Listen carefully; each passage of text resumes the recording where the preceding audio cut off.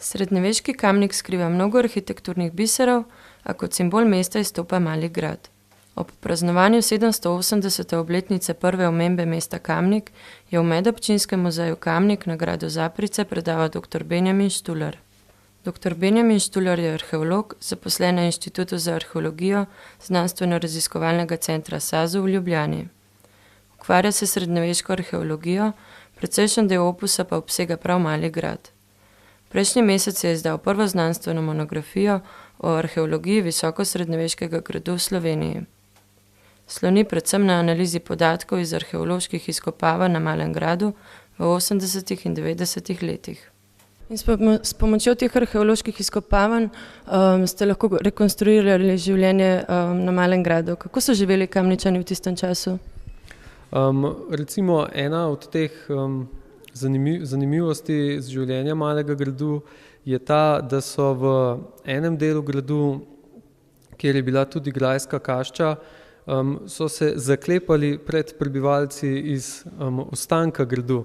Tako je bil v 12. stoletju grad predvsem orodje za vzpostavljanje oblasti nad lokalnimi skupnostmi.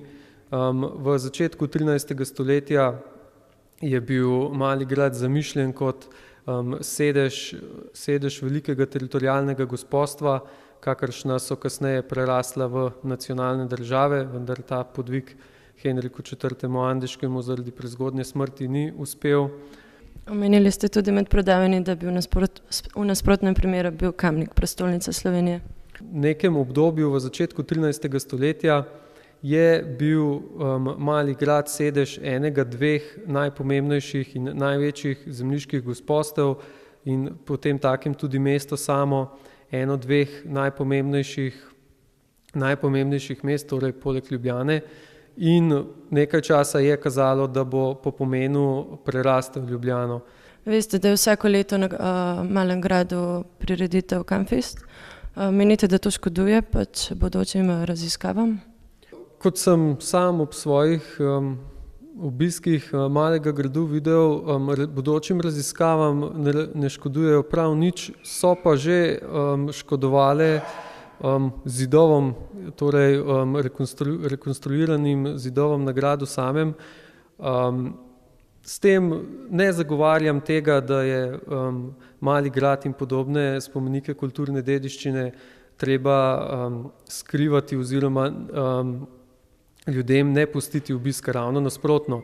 Tako da je ta prireditev je ena odlična priložnost za popularizacijo kulturne dediščine, sploh srednjeveške kulturne dediščine, bi pa verjetno kazalo malo bolje pripraviti sama dela na gradu. Vsak, kdor večkrat letno obišče grad, natančno ve, katere so šibke točke in te ni težko zavarovati. Mali grad je znan tudi po znani legendi o polženski polkači Veroniki. Ste med svojimi izkopavanji mogoče našli njen zaklad? Žal ne. Je pa to vprašanje, ki je zelo zanimivo vprašanje, s katerim se je ukvarjal moj kolega Ivan Marija Hrovatin. Ta pripovedka je ostanek časov starejših od gradu in sega zagotovo v zgodnji srednji vek, povsem mogoče pa tudi v čase pred tem in je v svojem jedru povsem podobna biblijski zgodbi o vesoljnem potopu.